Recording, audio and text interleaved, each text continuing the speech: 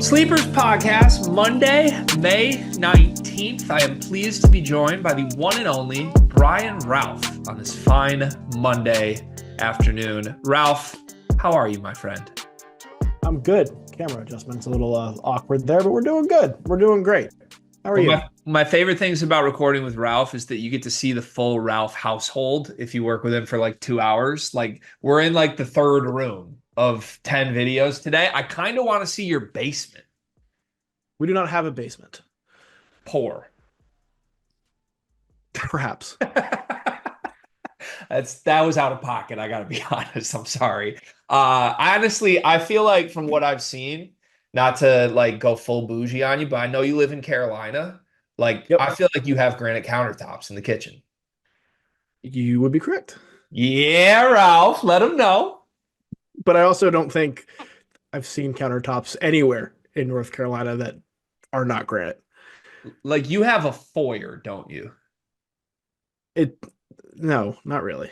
It's an entry hallway, but our house is like kind of more shotgunny.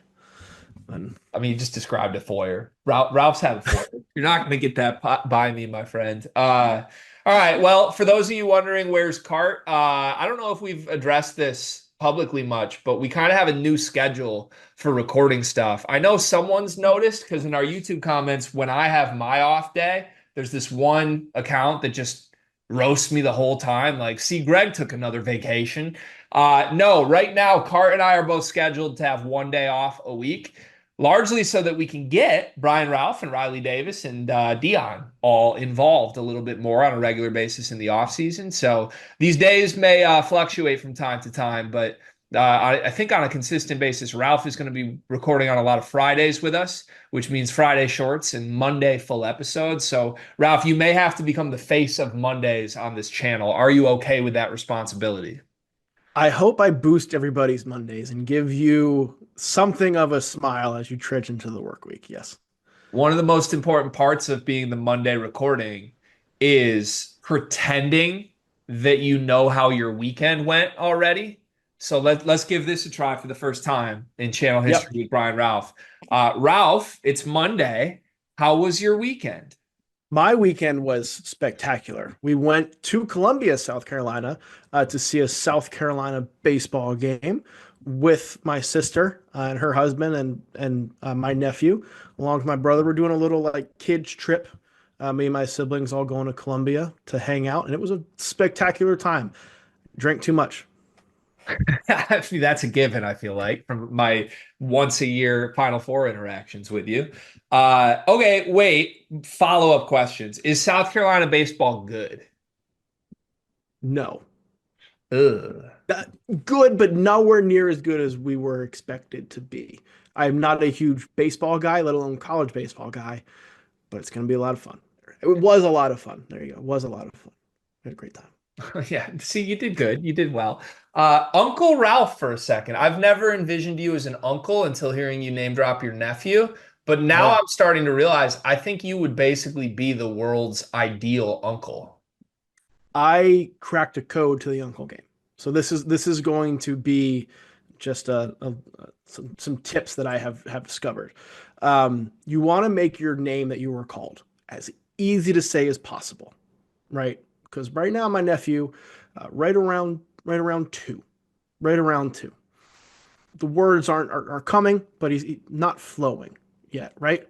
So if you were to say Uncle Brian, that's a little bit of a mouthful for a 1.5 to 2.5 year old, right? That's a lot when you're learning some words. But if you try and shorten it to like UB as initials and just go by he wants to call you every day because he can say your name. He knows what it is. And so I am his favorite of everybody else that are not his mom and dad because he can say my name. Okay. All right. Well, I feel like you have cracked the code based on that brief description, and I feel like I want you to be my uncle. I would be a fun uncle. I am going to be a fun uncle. Continue to be a fun uncle. Ooh, Ralph, I might need you to like quickly blind rank or just rank rank your various familial responsibilities. So you got dad, you got Yeah. husband, you Yeah. got uncle. I would assume you have son. What other familial responsibility roles do you play? Those are the general ones. Grandson. Okay. I need to be a better grandson. That's definitely fifth on the list. That is definitely fifth on the You're list. just the world's worst grandson, but world's best uncle. Dad's at number one. Dad takes up a majority of my time, particularly at 2 a.m. And then we'll go husband, uncle, son. Okay. See, it is interesting now that we talked this through. I feel like there's different skill sets for different roles. And I mean, you're a brother too. We forgot brother. I am brother. Brother is probably in that grandson tier of Mm, needs work, but yeah. it's why Columbia was such a great time. Got to reconnect. See, this is probably not a surprise to anybody, but I'm an only child, and I feel like I would be a horrible sibling if needed. Like I'm not a good brother-in-law at all. I don't know how to do it. The fact that you admit that means you're further along than most. I guess that's true. I guess that's true. Well, all right. That felt like pretty solid Monday banter. Congratulations, Ralph. You passed your first test. We are now going to pivot to the YouTube comment of the day. And by the way, I'm at my parents' house today, so I'm a little bit all over the place for anybody wondering. We're out of power. We had big time tornadoes last night, which kind of wrecked our neighborhood. You guys had storms too in the Carolinas, didn't you? Yeah, we are in the time of year where it gets so damn humid every afternoon that we're liable for like an hour long severe thunderstorm every day. Yeah. Yeah, it's not fun. I don't know what No. it is. Like we had tornadoes when I grew up, but it feels like we have like five tornadoes a year right now that all hit hard. Like there's been damage due to tornadoes the last couple years. Not fun. But yeah, Well, my house is still without responsible. power. You're responsible for it now too. So Yeah, we had the a tree majority is much more. fall. Oh, we had a tree in our yard the last tornado. Luckily, nothing this time. But yeah, it's like I don't like waking up the kids. Like the house is dark. There's no power. Like we're going to Right? grandma's today. It's brutal. Yeah. Fun. Anyways, okay, YouTube comment of the day. This is live on the fly right now, by the way. We're putting up the shorts you and I just did. I'm going to read two comments that both share the same sentiment. Number one, Patrick Wooten says, more Ralph. And then Austin Keith says, I've missed you, Ralph. Aw, I missed you too. We're back. It's good Took a to nice see. little Yeah. vacation, I guess you could say. But we're back. It feels like our community is begging for more Ralph. Wouldn't be the first time. Everybody loves me, Greg. I have no haters. I've never once gotten into an internet spat with anybody. I think you do get out of like our whole team, I think you do have the highest approval rating. Although Oh yeah. Cart might challenge you, but there are some people who actively root against Cart. I don't think we have anybody who roots against Ralph when he comes on the channel. You can say that, but like anybody who knows who you and Cart are came for you and Cart. So like that's inherently an approval rating. I don't know. I don't know. Maybe, maybe not. I don't know. But I think we're going through this where like Dion right now has a huge contingent of haters, mostly Purdue fans because he keeps antagonizing them. And then I don't Dion puts that on himself. and he owns that role. Riley, I don't think has haters, but there's people that show up to Riley Friday like holding Riley accountable. Whereas people mostly just tune in for Ralph, like, oh, it's good to see Ralph today. Like, maybe that means something. Maybe you still have work to do to like earn the haters, but it's gotta be nice to feel loved on this channel, Ralph. Give it a couple Mondays. I guess we can give it a couple Mondays. All right, let's move to the Discord. Reminder, join the Discord. Brian Ralph is in the Discord, as is Riley and Dion and Carter and myself.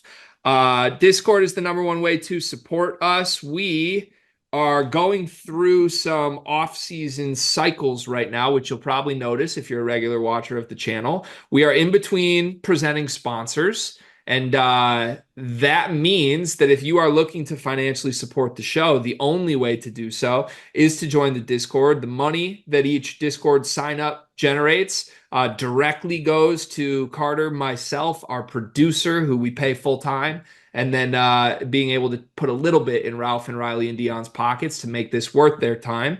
It's $9.99 a month. You get your comments read on every single show, and you can interact with us daily over there. So join us. If you enjoy this channel, if you want to see more of myself, Ralph, Carter, anybody, join the Discord, please. We are going to start with where did we leave off yesterday? Looks like we're starting with Mr. Illinois. Only 2 comments today, Ralph. Mr. Illinois says, if you could fight 100 duck-sized horses or one horse-sized duck, what would you choose? I would take the 100 duck-sized horses because I feel like I could just kick them. You could probably just step on them, right? Yeah, like you always pick the smaller thing. A horse size, like imagine the Oregon duck bigger. That would be chaos trying to figure that out. Just kick or stomp on the tiny things. My only counterpoint to that would be I think 100 duck-sized horses would be really fast. I'd assume they don't lose the speed. So it'd almost be like trying to kill like 100 mice, which sounds awful, you know? I mean, none of this sounds fun. We could beat that. Just duck, dive, dip, duck, and dodge. If we have a weapon, I think I would take one horse-sized duck. Like if you gave me like a baseball bat, I'd just go at the one thing. But if it's just hand to hand, man to duck, I think you got to take the little one and take your chances. Yeah, little ones for sure. Yeah. All right. Last comment today. All hail the Pope says, Greg, Kentucky lowered standard for his first year. That is it. He has to win title within 4 years or he will be fired. As Cart has said, he has to hang some kind of banner this year. So we've had a dialogue back and forth with All Hail the Pope because All Hail the Pope is sort of our resident Kentucky voice, leader of the fan base, you could say. And there's been a lot of celebrating done from All Hail the Pope on like anytime, I don't know, Kentucky standards are brought up or what was last season. It's a lot of like, well, look at what we did last year. And there was a moment on yesterday's episode where Cart and I kind of just took a step back. We're like, well, wait a second. What did you do? You didn't win the SEC. You didn't finish top 4 in the SEC. You didn't win the SEC tournament. You made a second weekend. Are we celebrating that as some sort of accomplishment? And by the way, respectfully, you made a second weekend because Brad Underwood was staring you in the face in the round of 32.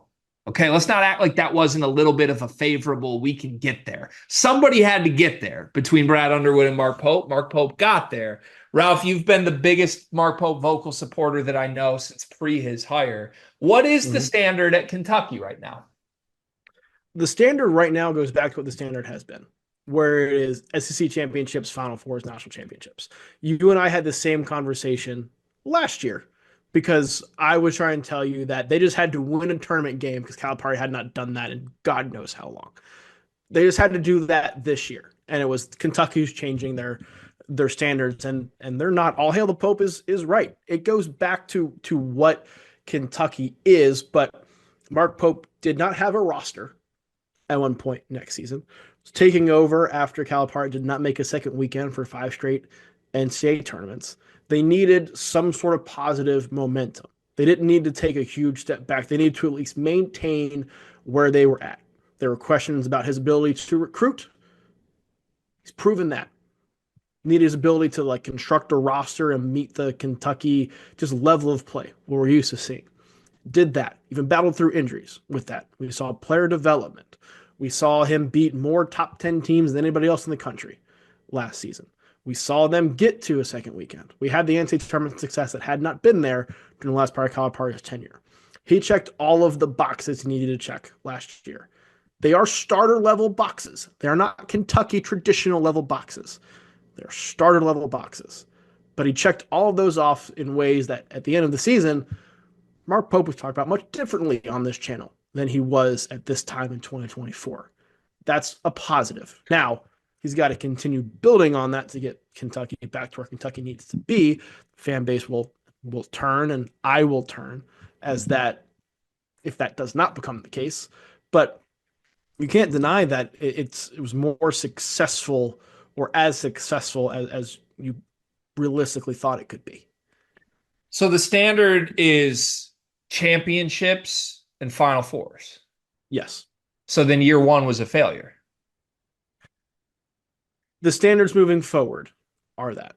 So we Con- moved the standard then. For Mark Pope in year one, we changed what success means at Kentucky. we changed the standards for Billy Gillespie. Billy Gillespie's first year. We changed the standards for John Calipari in John Calipari's first year. The first year guys take any blue blood program. The first year when guys take over, they're typically taking over something of a reset, right? There's a reason the other guy got fired because you weren't meeting those expectations. You're not coming in expecting to meet those expectations right away. Now, like John Calipari was like, all right, we got John Wall and DeMarcus Cousins. We're still going to hit those, and they did a great job, right? Like, and that kind of set the tone for And the Mark first. Pope said we've got Denzel Aberdeen and Jaden Quaintance. And went further than Calipari did in the tournament in half a decade. Well, I mean, they both went the same amount in the tournament this year. This year. But if you were to take their seasons, which again, I was told at the time March was fluky, which apparently now it's not. I want to point that out. It's always been fluky. It still is fluky. Well, right. So then you take the regular season when Kentucky was far and away the better team. Calipari lost to my South Carolina team by 20. All Hail the Pope didn't know that you were going to be on the channel today, but All Hail the Pope also. I'm so happy I was. Well, all Hail the Pope didn't know that we could do this for 2 hours and never get anywhere with each other. This is what Ralph and I do at the Final Fours. It's just this. Yeah. But like, okay.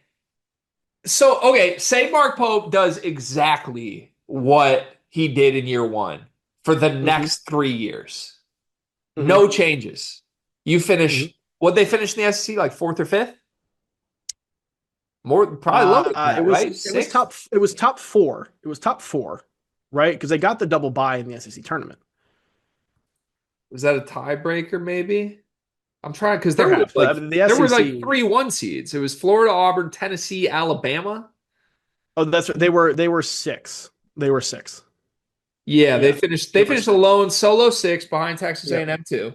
So you finish tied for 6th in the SEC. No banner, Sweet 16 appearance, exit Sweet 16. 3 more years in a row after this. Is Mark Pope still the coach 4 years from now? I don't know. If he is, would you want him to be? I think some context matters because injuries played a role this year. But I think we'd be having conversations like right now about how he needed to make a Final Four, and anything less than a Final Four would be result in him being fired. Okay. Like I think he would, if he was still the coach, he would be on the hottest of seats. Okay. I want the standard to be the standard. Mark Pope himself says it all the time. This is Kentucky. He just went on like a 30-minute rant about how Kentucky has more money, better players, bigger brand, bigger games, better jerseys. We are Kentucky. We want to be Kentucky. We embrace all of that. Rah! But at the same time, I've got a fan base celebrating a 6th place in the SEC season. That's not Kentucky. That is not Kentucky, and that is not who Kentucky is turning into.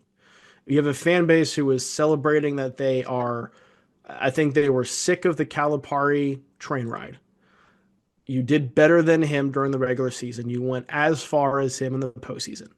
I do not want to imagine what this course would have been if Arkansas made the Sweet 16 and Kentucky lost that game to Illinois. That would have been interesting. We were so close to that, by the way. I thought there was a world it was going to happen. I had some text ready. I did. But hey, Brad Underwood going to Brad Underwood sometimes. It is what it is. All right. We'll keep revisiting this. Thank you to the questions today. Thank you. All hail the Pope. Get us some more questions next time. Ralph's going to be doing these Monday episodes. We need more questions for the man. Discord, show out, please. We are not brought to you by anyone anymore. Just us and YouTube compliance for now. Hopefully that changes in the near future. But I'm going to selfishly plug a couple things we got going on with this normal ad read time. Number one, today we are launching our NBA Scouting Report series. You may remember a similar series we did last year, but there have been a few changes made this year. We are dropping a Scouting Report video for all of the top 80 players on our big board. Ralph, Riley, Dion, myself, Carter collaborated to make a big board of the top 80 prospects in the draft, and you're getting very very deep coverage here. I think the Cooper Flag video is like 30 minutes long. I think a lot of these first lottery level prospects that we're doing have some serious deep dives and intel on strengths, weaknesses. We do put our sleepers touch on this to try to have some fun with it, with some fun categories as well. Shout out to producer JK, who has put a lot of time and effort into the graphics for this. These are, I've seen the Cooper Flag one. I think it looks as good as anything that's ever come out on the channel. And that's a credit to JK's hard work. So go watch those. We're dropping 3 of those per day, every day, leading up to the NBA draft starting today. We've got Cooper Flag up on the channel, and I believe Dylan Harper and Ace Bailey as well. And we will work our way down the big board from there. Also, quick plug. Riley Davis, as part of this schedule change, is going to be doing more on the channel. He's launching what he is calling Riley Every Day. You've got Riley Fridays, the full episode, but now Riley is basically copying Ralph Report flow, but calling it Riley Every Day. His vision for that, from what he's told me, is he's going to take questions from our audience, but basically isolate one question per day and kind of deep dive it. So if you want to hit Riley with some philosophical questions, some more interesting prompts at a broad college basketball scale, or even a granular player specific, team specific thing, you're going to have an opportunity to do so. Riley's going to do more on the channel. So shout out to Riley. Shout out to all the good things we've got going on with our team at Sleepers Media. Feels like the off season's going really well right now. And sponsors, if you're listening to us, jump in. We did 1.4 million views in April. And that's the most we've ever done. And it was in the off season. This is still growing, and you could sponsor this. You could get something good out of it. I promise you. Let's get to the show. First topic today, there was a quote that went viral a couple days ago that I wanted to save for a conversation on the pod at some point, but it was hilarious to me. Charles Barkley, who is obviously one of the more entertaining people in all of sports media, was talking about the NIL era, and specifically about the situation at Auburn and how it's evolved. He had some very interesting thoughts. I'm just going to read this. This was from an On3 report, by the way, so go subscribe to On3. Shout out to those guys if you want to read the full article. Charles Barkley on NIL said, quote, "I've given more money to Auburn, legal or illegal, than any athlete in the history of the school. And the notion that I'm going to come up with a couple $1 million every year so that we can be good at basketball and football, that's the stupidest thing I've ever heard." Charles Barkley is not one to mince words. He obviously will go on record and speak his truth whenever he wants.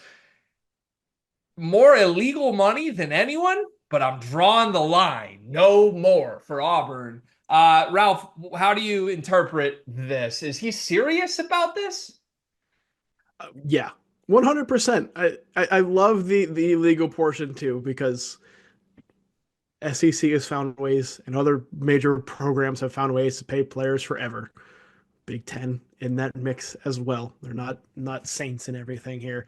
I guarantee you, though, probably earlier that day he got hit up by Auburn or somebody for like the 10th time to ask for more money so they could try to pay this second string wide receiver or bring back to Todd Pettiford or something, and he was just sick and tired of it. So I think it's hilarious, number one. I also fully believe that Charles Barkley spent a ton of money long before this happened. But the interesting part of this for me is I think there's a bunch of truth to the idea that there's a lot of other people, donors, in Charles Barkley's shoes that feel this way, and there's certain programs being affected. And I'm going to make a parallel here in just in a minute, but like, okay, presume that Barkley's being real and that he's been giving Auburn basketball 7 figures multiple times under the table for years. They've gotten great players. Auburn's been a very good program in the last 6-7 years. This is all before it was over the table money. Now it's over the table money. It's not under the table money anymore. When it became over the table money, price tags skyrocketed, right? What you would have to pay for a Janai Broom 3 years ago is so different than what you would have to pay a Janai Broom now. And I look around, I hear Charles Barkley say this. I think of a bunch of different programs that historically have had no problem paying players that all of a sudden this year, when price tags go from 1 million to 4 million, can't get the best talents in the portal. Looking at Auburn's rival, Alabama. Why Mhm. haven't they been involved in some of the biggest names? I'm looking at big bad Bill Self. How come he's not spending $5 million on superstars this year? Because they were all doing it before anyone else was, and they could spend $1 million on a player and outbid for the biggest players. Now you've got NC State and Memphis and USC paying $3 million for an average player. It's quite frankly, it's chaos. And I'm sure there's a bunch of other donors like Charles Barkley, former athletes or not, that feel this way. Like, no, I've given you millions of dollars in the past. Now you're telling me you need more just to be Yeah. competitive? No, thank you. And I think this is really telling of where the sport is at. The ballooning of particularly this offseason, both football and basketball wise, because oftentimes the monetary part of that is related, right? The athletic program, the monetary part of that is related. The ballooning of it this offseason, I think, has created this problem in a way that was not there the last couple of years in NIL. Because the last couple of years it was a new thing, and you could say, like, hey, we need $1 million to pay this guy or XYZ. And boosters were on board to do that. Even if it didn't necessarily work out, because these things are hit or miss. You could go back and ask, like, hey, I know that didn't work out. We'll take the $1 million again, but we think this guy could do this. Maybe it's a little bit harder sell, but there is some monetary part to that, right? There's just an emotional tie to it. Whoever is making the donation, contributing to the NIL, is not expecting like a firm return on investment. You're not expecting to get money back from this. You're expecting to get joy and happiness that your football program, your basketball program is good from the money that you give, right? A lot of the schools and the programs that this is happening to were not as successful in one sport or the other as they are used to being. And so if you were going to come to me and ask for $1 million last year, in the last 2 years, for these players that didn't hit as well as we wanted to, but now if I give you 3 million this year instead of one, and maybe we'll be better, I am much more likely to go on a Charles Barkley type rant than I would be otherwise. You're telling me that what I gave you last year and 2 years ago was going to solve things, and it didn't. But if I invest more this time, it's going to be hopefully okay. That's where you see the reaction to all of this that is, I think, justified. Yeah. Yeah, the justification of it feels real. Like I can totally understand why they would feel this way as a donor. But I don't know. It's just interesting to hear it said out loud. It also got me thinking, okay, Barkley says he's given more money to Auburn illegally or legally than anybody. What figure, person, whatever you want to call it, do you think has spent the most money in college basketball over the last 20 years? Um, in the last 20 years, it would have had to be probably somebody related to Kansas or Kentucky, and probably not a donor. It's probably somebody associated with Adidas or Nike. Yeah. Maybe Sonny Vaccaro, maybe Phil Knight.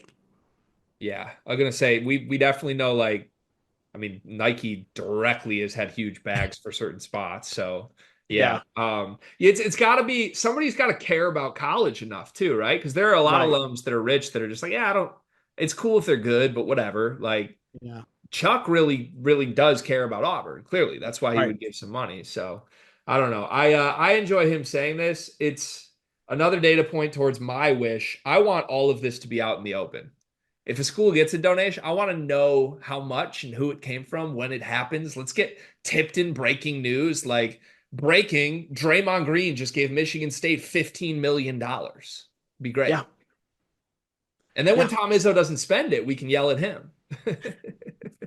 We just need like the open GoFundMe where you can track everything. It can be anonymous if you want it to be, and that's where maybe the tipped ins and the sources come into play there. But just a running tally of who gave what and what the budget is for each program. Every college basketball coach is just on like a Venmo feed and fans Yeah. can subscribe to see it. It'd be great.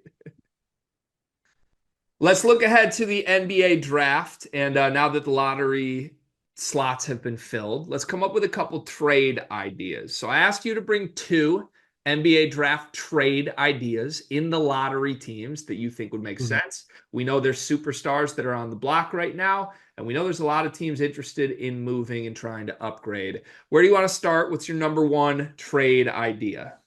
So my number one trade idea does not involve a superstar. Giannis and KD are rumored to be available, and all the teams at the top could potentially go after those guys. So that's obvious. I wanted to think of some different things we could potentially do. So my first one involves the Jazz at number 5 and the Oklahoma City Thunder. Because I think the Thunder are in an interesting position because they have all of these draft picks and all this draft capital. But because they've drafted so well and they've had so many picks, they're in a position where they have to pay Chet Holmgren and they have to pay Jalen Williams, J Dub, after next season and give them max or close to max deals, right? Given the fact that they just threw a bunch of money at Isaiah Hartenstein and a bunch of money at Alex Caruso, Shea's got a whole bunch of money in the books as well. Like there's push comes to shove here. So can the Thunder find a way to package some of their guys who may not be around long term and those draft picks to move up in this draft and essentially turn all this hypotheticals into one really good player at the top of a very good draft that is controlled? Rookie scale contract. The Jazz fell from being in the top spot to being number 5. So your rebuild just got pushed back a while. Let's get some more picks, maybe add another guy who could be part of our core, at least make us a viable franchise here for the next little bit as we are building. So I have the Jazz giving up number 5 to the Thunder. In return, the Thunder send the Jazz the number 15 pick. So essentially the Jazz fall back 10 spots. They get Philadelphia's 2026 pick next year. That's projected picks 1 through 4, which, depending on what you think of Philly, I don't think the pick's going to be very good again next season, but probably outside of 1 through 4. 2027's pick swap with the Clippers. So think, 2 more years of Harden and Kawhi and what that roster might look like. And you throw in Lou Dort because Lou Dort's making a ton of money and he has not been a major part of the rotation at times in the playoffs. You're not going to be able to keep him. Mm-hmm. So if you're the Jazz, you get your defender, who's probably not going to really bolster your roster, but you get 2 other really good picks in a couple of years as you're rebuilding to fall back 10 spots. You went full GM on me here. That I seems went like full GM. perfectly plausible. Yeah. Who do you think? What is there a winner in that trade, or do you think it's a true win-win? I think it's a true win-win. Now, some of that depends on how those picks portray to Utah in the next couple of years. But if I'm the Thunder and, I get VJ Edgecombe or Trey Johnson to, be my scorer, my bench unit, that helps push my timeline out too and extend my championship window. For the Jazz, you get more picks for this rebuild that doesn't seem to be ending anytime soon. Yeah, I like that. I like that a lot. Okay. All right. So I think my two are going to be less like you went serious GM on me. I love it. Mine are much more like Bleacher Report, NBA 2K. Let's just throw shit at the wall and see what happens. Love it. My first one. So I'm stuck. The point in the draft that I don't love is Dylan Harper clearly being the second best player in the draft and the Spurs being the landing spot. Now, I suspect they may trade for a superstar, but I wanted to think of a different angle they could go about this because I don't like Fox, Harper, Castle together. I think it's a mess, and at least one of those guys will end up failing or being really unhappy if that's what you try and do. So I was thinking more about it. Philly's at 3. And when I was doing my best fit for Dylan Harper in our prep, I put Philly as my answer. Because if you somehow find Dylan Harper and Tyrese Maxey as your team of the future, oh my God, wouldn't that be incredible? So here's a proposal that I think would at least get both sides attention. You might tell me that one of the sides would for sure say no, though. I want these teams to just swap picks in the draft. I want Philly to get the second pick so they can take Dylan Harper. Mm-hmm. And they're also going to get Jeremy Sohan as a throw-in. Jeremy Sohan and the second pick in the draft to Philly. The Spurs move down to 3, and they get Jared McCain, who is not a point guard, but he is a guard. Ooh. He is a guard. So Philly's haul would likely end up being Jared McCain and take your pick between Ace Bailey VJ Edgecombe, Trey Johnson, guys that you know are not point guards. You flank those guys with yeah, with basically now you got Sohan in the mix. You would have still the rest of your guards that you love. I don't know. Wemby, Fox, Castle, and a bunch of bucket getters on the wing. Philly gets the Maxey and Harper backcourt of the future. Your thoughts? I think that bodes much better for Philly, partially because I think Dylan Harper is that much better than that next tier, right? I think if I'm doing anything, if I'm San Antonio with that number 2 pick and trading it, I'm packaging that to get Giannis or a more established star. Get the Like stud. that, like Dylan Harper in himself is, I think, incredibly valuable.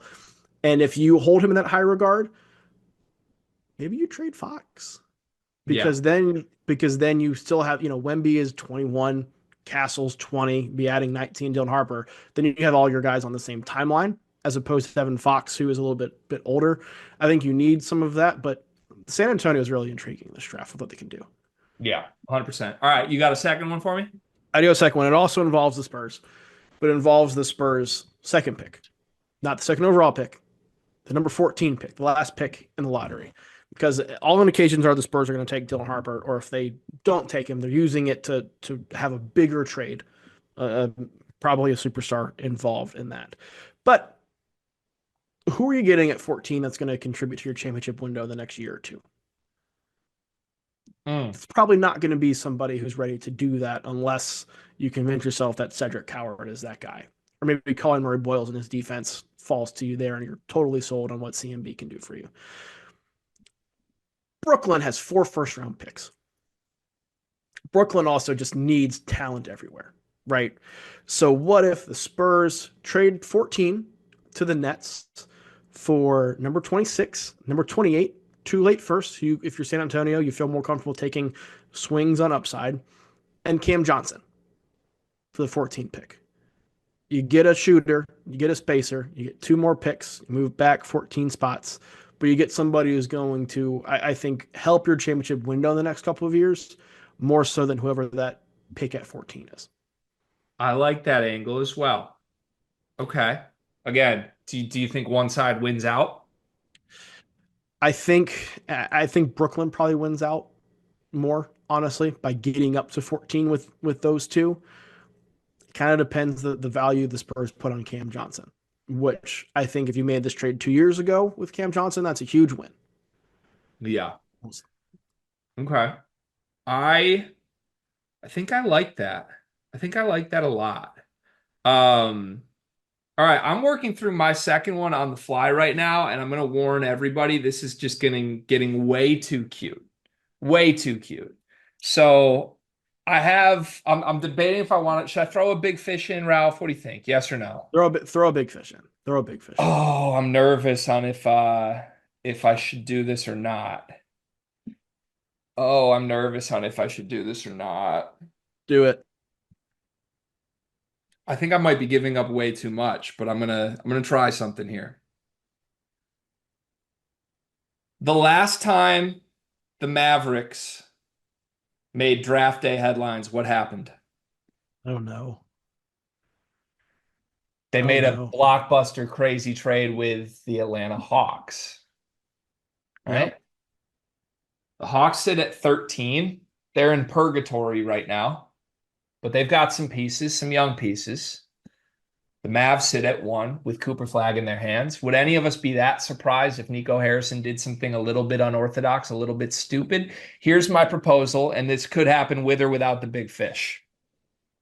The Hawks send a humongous haul and the 13th pick, basically all their young pieces. Dyson Daniels, Zachary Risachet, Jalen Johnson, the 13th pick in the draft. And you know what? Let's get freaky. Throw Trae Young in there. The Mavs send Cooper Flag, the number 1 overall pick, and Kyrie Irving to the Hawks. The Hawks get Cooper Flag. It's a reset. The Mavs now have Trae Young, Dyson Daniels, Zachary Risachet, Jalen Johnson, Anthony Davis. And Nico just pissed the fan base off yet again. But it's quite a haul. Your thoughts? A trade that big essentially means that if you are Nico Harrison or Dallas, you would rather be the Hawks, Mm. which I don't think is the case. You don't think so? No, I mean, the Hawks with Anthony Davis the would Hawks be. and Anthony Davis is solid, but would you rather be that or be the Mavs with AD, Kyrie, and Well, the Chris Hawks Paul? would have Coop and nothing else, I think. Well, they'd have him and Kyrie. I'm just trying to capitalize on Nico's stupidity. I like your trades a lot more than mine, Ralph. I'm going to be honest with you. Nico's stupidity puts it as they trade him for KD and the shorten the championship window to like 2 years. Yeah, that's pretty true. Third and final topic today. Friend of the program, EvanMiya had a tweet over the weekend or before the weekend, I believe, on his projected highest spending teams in college basketball. The exact terminology from Evan was, here are the college basketball programs that are estimated to have spent the most NIL money on incoming transfers this offseason. He's even got numbers attached to it that are using his front office suite at evanmiya.com. Everybody go subscribe, pay the subscription fee to Yes. evanmiya.com. It's one of the best things you could do. Indiana is estimated to have spent more money than anyone, $10.1 million. USC next, Iowa third at 9 million and higher. Michigan fourth, 8.9. Kentucky fifth, 8.8. St. John's, Baylor, Miami, Virginia, and Texas A&M round out our top 10. These are estimations. These are not real numbers. This is using Evan's own proprietary algorithm that spits out what players are worth. What feels the most out of place from this list of projected top 10 most expensive rosters? So this is incoming transfers, right? So this is like how much we spent on our transfer class, which is why you see True. some teams on there that have basically had to get a lot more guys as Iowa. This is true. This is not If Iowa yeah. was top three on incoming transfer, if Iowa, I know they had to bring a lot in, but if you're spending 9 million on all of those guys you brought in, one of whom is like a big name, how much are you giving everybody? Are you giving like 1.5 million to each Drake transfer you brought in? Did you throw Seth Bennett shirts? Like what happened there to make this $9 million? Yeah, it's a good question. You look at it like, is Brendan Hausen getting 2.5 million? Is like Alvaro Fulgaris is a guy a lot of people like. Right? You could tell me he's a 2 to 3 million guy, and maybe I'd believe it. But yeah, that one jumped out immediately. Iowa 9 million feels crazy. It's a good distinction by you that this is just for transfers and not rosters as a whole. Um, but if it is just transfers, I do kind of want to look at Kentucky's for just a minute. Because this is only six guys. One of them is Reese Potter. Kentucky spent 9 million Yeah. on six. Like, there isn't the bona fide superstar here, right? I guess it's Quaintance or Jalen Lowe. But we heard 2 million for Denzel Aberdeen. That feels like a little bit of an overpay, right? Yes. Yes. A little bit. 100%. Like I think Kentucky overpaid, but you made a good point earlier this offseason when Kentucky was missing on a lot of their top guys that you maybe needed to do this to ensure that Mark Pope did not fall victim to the now traditional Kentucky standards that are being set for them. You still need to have a good roster. You need to have a championship caliber roster. And because they missed on some of their guys early, probably because they were